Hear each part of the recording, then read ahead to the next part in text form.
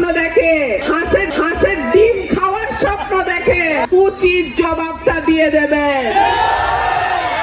11 তারিখ বিকাল থেকে 12 তারিখ ভোট গণনা পর্যন্ত আমার ভাইয়েরা কেউ কেন্দ্র ছাড়বেন না। ফলাফল গণনা হবে, লিখা হবে, সই করবে, তারপরে আপনারা কেন্দ্র ছাড়বেন, তার আগে না।